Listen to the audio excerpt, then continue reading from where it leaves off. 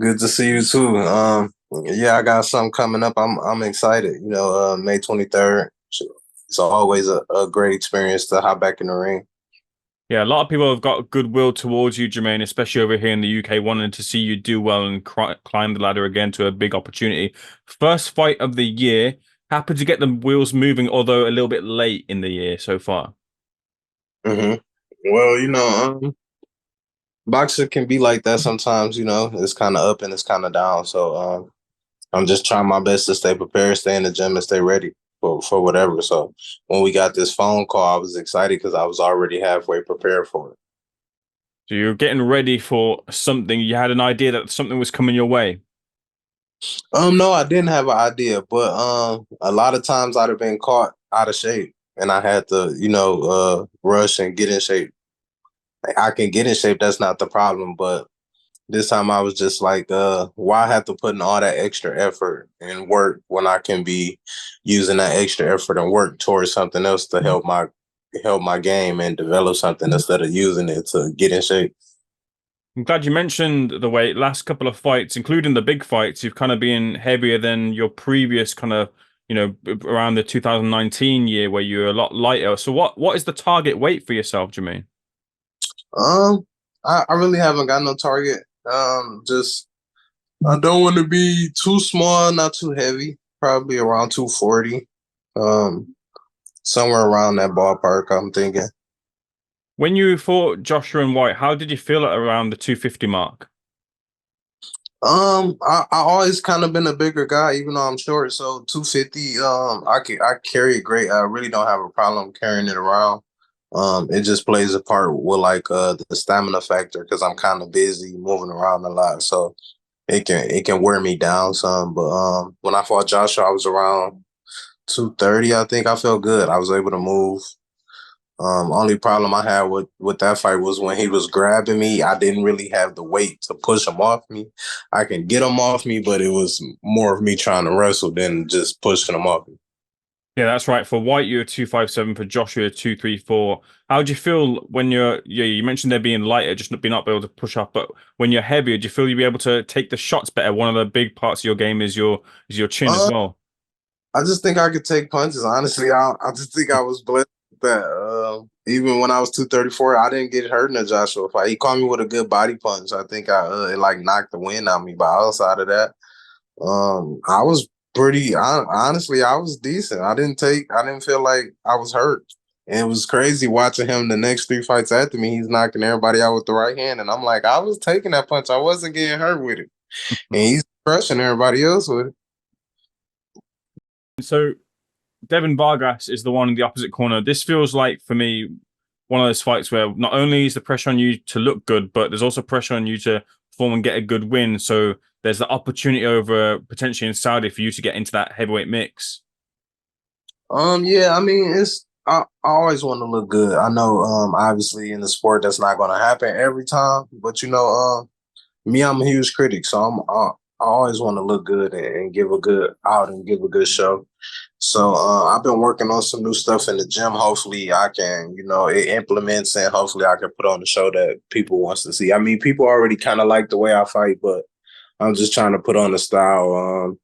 A little more aggressive. I don't want to say cautious, but a little more precise, a little more aggressive, and a little more combinations. I think I throw a lot of punches, but I throw them kind of in spurts. So we've been working on like throwing combinations, fighting more on the front foot, slipping punches, but staying inside instead of moving outside with the slip. So we've been working on small, minor stuff. I think that'll help implement in my game. That'll help me fight even better.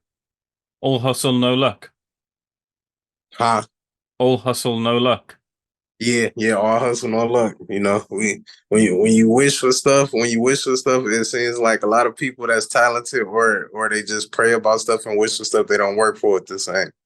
So um, even though I've been told I've been talented, but I think I'm blessed with being a huge critic of myself because I'm without anything without works is dead. Like faith without works is dead. So you got to put the grind in if you wanna make something happen. Definitely got a good attitude on your head and shoulders. I was wondering though, look, you say there's always pressure to perform, but there's that extra added spotlight with this being on the zone as well. So the eyes will be there on this fight. The eyes will be there from the other heavyweights who'll be looking at you as a potential future opponent too. Do you feel that on you? I notice it, but I don't feel any pressure behind it. I would say after like my first two TV fights, all the pressure and excitement about it was kind of gone after that. So like I treat it like another day in the office. I mean, I still gonna treat my opponent like he's a world champion. Still try to put on the best show I can, but it's another day in the office, you know. I'd have been here before. It's time to go in there and go to work. Do you feel the difference from your younger years now at the age of 30 years old? Do you feel the experience coming into your game? Do you feel that much better a fighter from a couple of years back or so? I feel my in the ring knowledge is better, my IQ is better. Only thing I missed from I had some intense rage back then. I don't know if something was wrong with me personally or something, but I had like some crazy type of rage. I can punch at you strong punches for like a whole 6, 7, 8 rounds, and I'll be trying to kill you. Now it's like more I'm trying to think, be strategic, and pick my spots. But back then, yeah, I was like, I'll just put it like this. Back then, when I was younger, I didn't have to have a game plan. If you couldn't stop me from bullying you, I was going to beat you up the whole fight. It was just going to be bad for you if you couldn't stop me from getting close to me. You know what that reminds me of? That reminds me of sort of Joe Parker's career in a way, because he was doing that in the early part of his career, and then he sort of leveled out his game a bit more, started to box a bit more, and he's had Yeah, his ups 'cause and downs. you start boxing better people, and then it's like you put all this pressure on yourself to knock people out, and it's like you fight better people, and you start to see like some of that shit you was doing earlier on won't work on the better people. So it's like you gotta re-image yourself. You gotta be smarter now. You gotta, it's always. I feel like when you a student of a game or a sport, learning you can never not be learning. Like you always should be learning something new. Sometimes it can hinder some people, but I think it's for the better. It's always good to have tons of knowledge of the game, to know something. If I can know something you don't know, and then I can outthink you, I can use it in my advantage. It's always good to have knowledge. When you get the win as you plan to do on the 23rd of May, you get the opportunity to get the mic and you get to speak your truth. Who are you calling out when you get the win?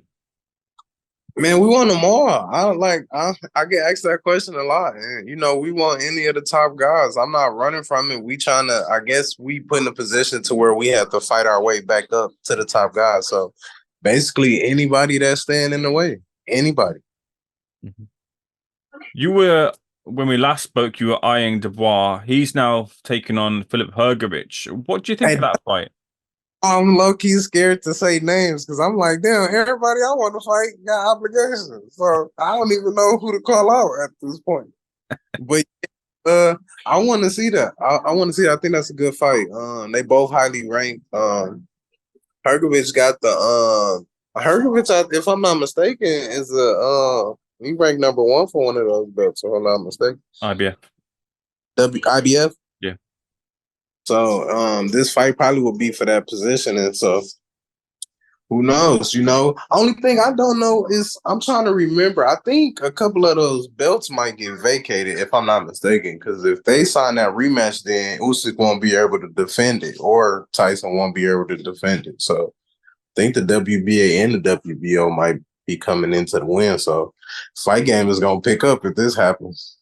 So I got to get back in this ring. I got to get in these top 15s.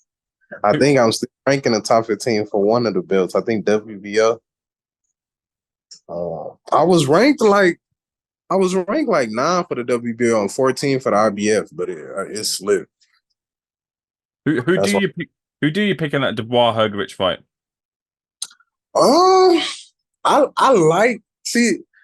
I look at small stuff. A lot of people, I don't think it matters to a lot of people. So, okay, Hergovich got the heart, but Dubois got the skills. If you feel what I'm saying, like I'd have seen to where Dubois' heart can be taken from him, and I don't want to say he quit, but in my opinion, it looked like he quit. I didn't seen it happen.